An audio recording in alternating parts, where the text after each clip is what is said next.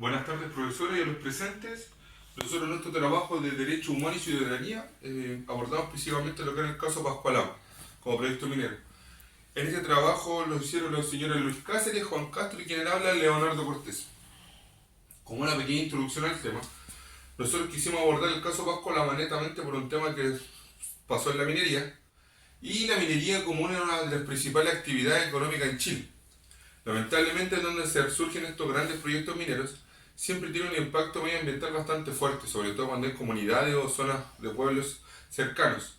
En el caso particular de Pascualama, era muy, tenía un plus muy importante a nivel económico, ya que por la cantidad de puestos de empleo que podía ofrecer y sobre todo por la inversión que bordeaba los 1.500 millones de dólares.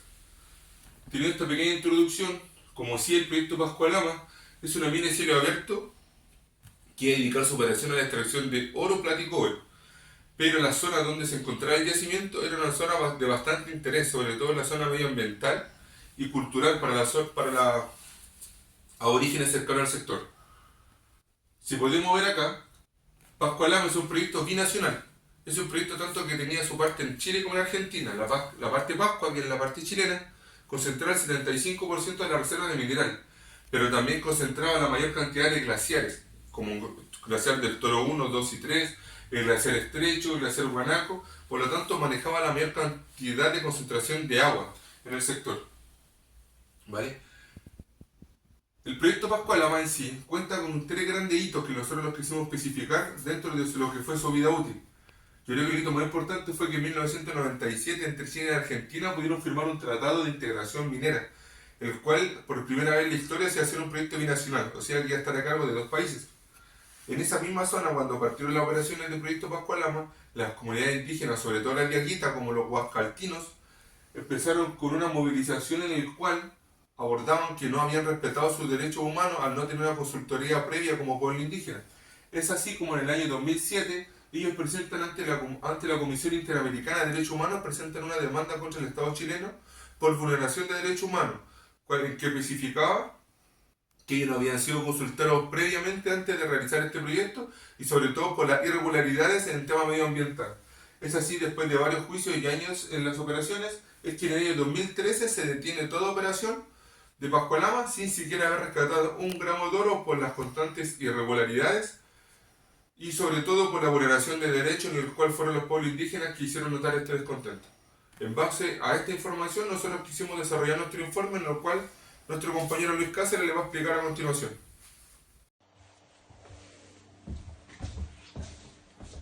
Buenas noches, profesora. Buenas noches, colegas.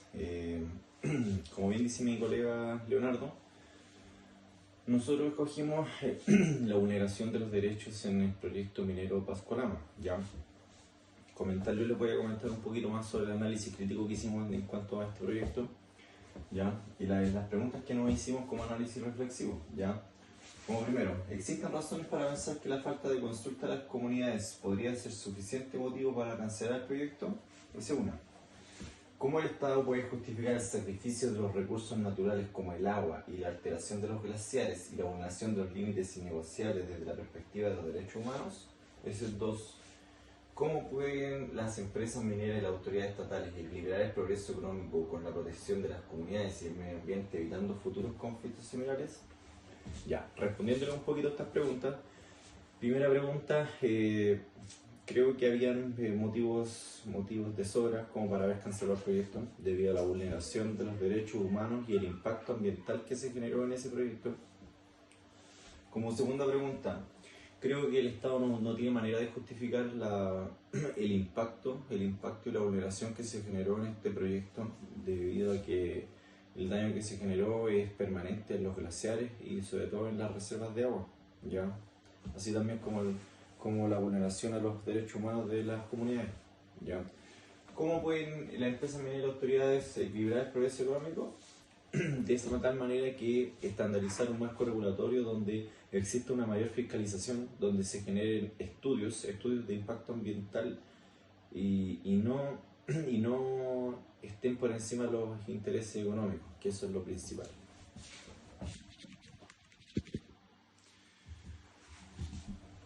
nosotros hicimos la reflexión que el principal problema de esto fue la ausencia de un procedimiento que asegure que las personas afectadas sean escuchadas y que sus derechos sean salvaguardados. Ya no existe un procedimiento para esto. No existe un procedimiento para esto. Las comunidades se vieron afectadas y no tenían dónde acudir, no tenían un espacio donde quejarse, donde los escucharan para que fueran atendidos en cuanto a la vulneración que se generó en este proyecto, donde netamente se dio de que los intereses económicos fueron mucho más importantes que las personas en este caso.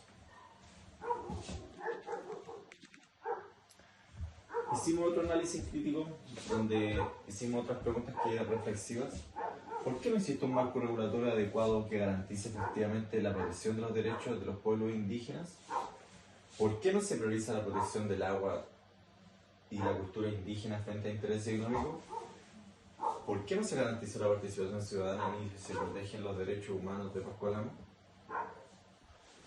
¿Por qué no existe un marco regulatorio? Netamente porque eso está en contra del proyecto minero. Hay muchas cosas que la ciudadanía no está de acuerdo y eso implicaría el poco avance de los proyectos mineros, que es lo que siempre pasa. Pasa que no se prioriza el agua ni la cultura indígena, netamente porque eso significaría detener los proyectos y netamente toda esta problemática se da por los intereses económicos de las empresas mineras. ¿Ya? Las empresas mineras se encargan de con plata, vulnerar los derechos de las personas y así también generar daño en los impactos ambientales en las zonas protegidas y todo.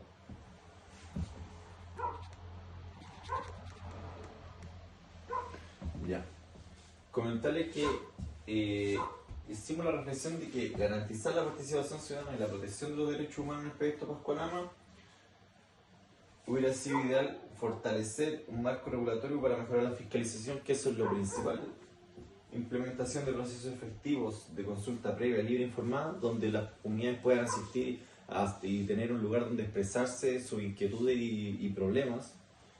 La prioridad es la protección del agua y la cultura indígena junto al desarrollo económico, que eso es generar un equilibrio la minería sin pasar a llevar y generar un impacto en las comunidades y en el medio ambiente.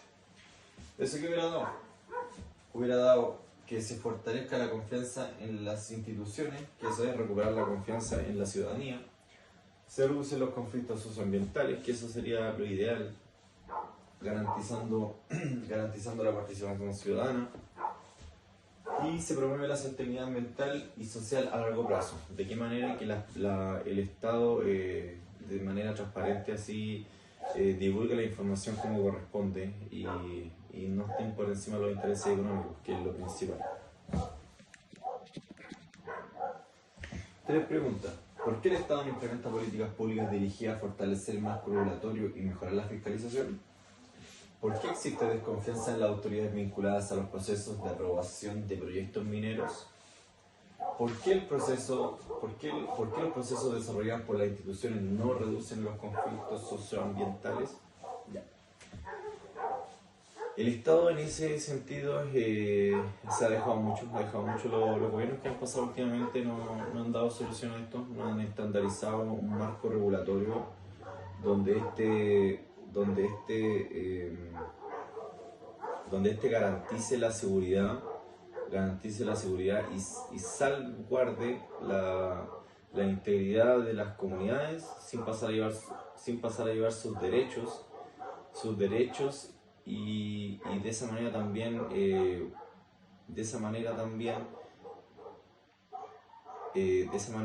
disculpen, resguardar el medio ambiente, que eso es lo más importante, resguardar la protección del agua, resguardar las zonas de glaciares, las zonas protegidas, que eso es lo más importante.